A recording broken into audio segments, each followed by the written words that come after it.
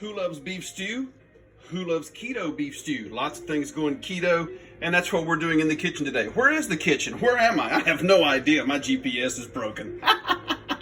Keto beef stew coming at you right now. Okay, guys, very, very simple today. Look what we're doing. It's going to be just fantastic. This keto beef stew is going to go in the crock pot for 8 hours. And look at the simple ingredients. 2 pounds of stew meat. You can actually use deer meat, venison. All of my deer hunting buddies use that. Radishes, which are going to actually take the place of your starch, your potatoes. There's a Vidalia onion. How about that fresh garlic down there? The seasoning is frag out flavor. It's always frag out flavor. How about a whole grain mustard for you? Right over here. There is the one and only chicken stock. Some heavy cream for you. And crushed tomatoes. Look how simple that is. And wait till you see how simple it is when we begin. And we're going to be starting. What do? You start. That's what you do. Check it out, folks. The 10-inch Ninja kitchen pan. Like I've said earlier, I've switched exclusively to Ninja cookware. Are you guys listening, by the way, you Ninja guys? So you can hashtag Ninja Kitchen. You can .com. It's just the best cookware I have used so far. And so what are we going to do, folks? We're going to do this. Here comes 2 pounds of stew meat, just like that. You don't need any oil, you don't need any butter, because the Ninja is non-stick. Now once we get our ingredients, which is our meat, ooh, listen to that sizzle. The pan, by the way, is on close to high heat. I'd say a 7 out of a 10, and we gotta season it.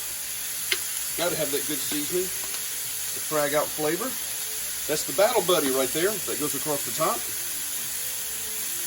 Oh, that looks fantastic.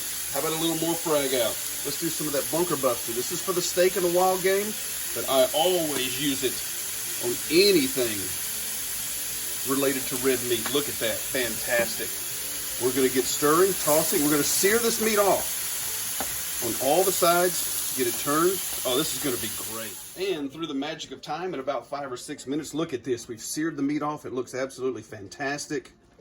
It really, really smells great. Now, there's a little bit of fat content in there, so I drained some of that grease that's out of there right into the oil. Hey, you can save the grease for your hunting dog, you know.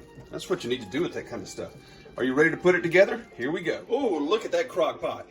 My crock pot is now 20 years old, which means I've had it for 20 years.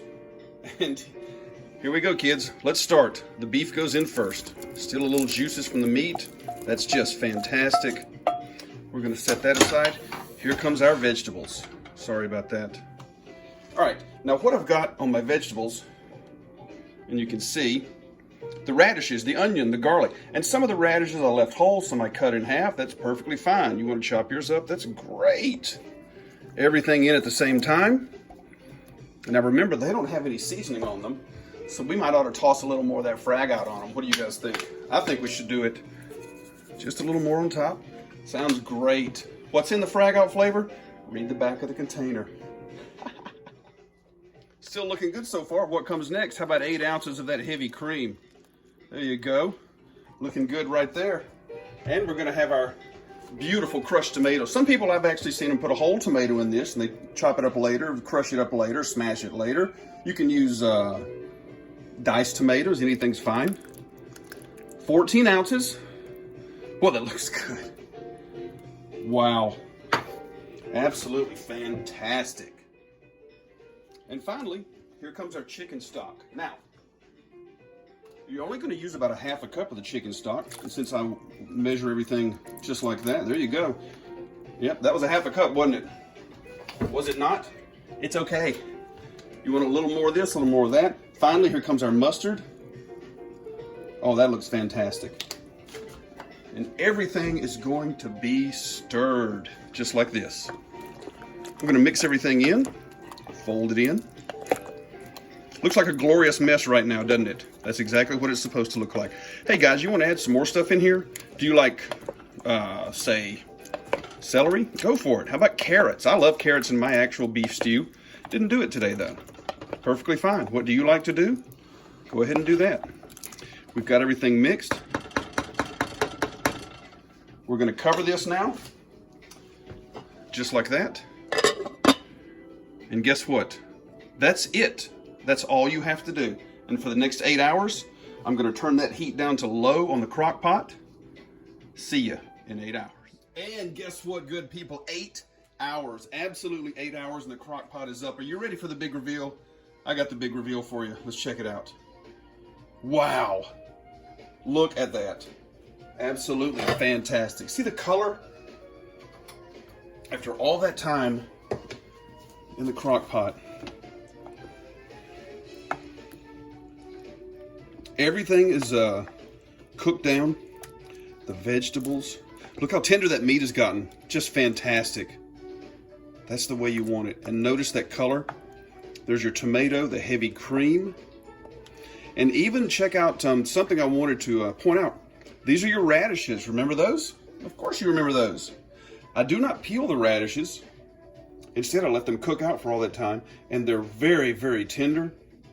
And they actually do have the consistency of a potato. So there you go. Ready to serve it up? Let's go. And we have our big ladle right here. I hate to tell you, but it's not Ninja. It's actually Farberware. Gonna get a big, big pile of this stuff.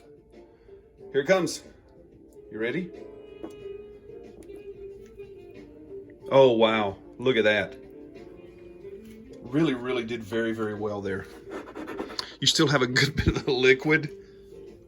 The meat. All those vegetables, the onion. The seasonings, everything came together just perfectly. How about a little trick that I always have right here at the very end? I actually put a touch of Italian seasoning. Yeah, I know it's going everywhere, but that's all right. Doesn't matter. It still looks kind of cool. And so we are. Look at that, the big spoonful right there. Oh, wow. That looks absolutely fantastic. And, you know, my friend Mary always says, because there's something about Mary, she goes, you know, you need to actually video yourself taking that first bite. And I'm going to do that maybe in the next video or the one after. But instead, I'm going to start enjoying this. Hope you guys also enjoyed this keto beef stew. Fantastic recipe. I hope you try it. Make sure you like and subscribe. Hit that notification bell because that's going to keep you updated on videos coming soon. You won't miss out on anything. Make sure you leave those comments. Find out what your recipe is and things like that. Hope you enjoyed it, folks. Let them think you're unremarkable and prove them wrong. See you next time. Oh my God, I got to eat.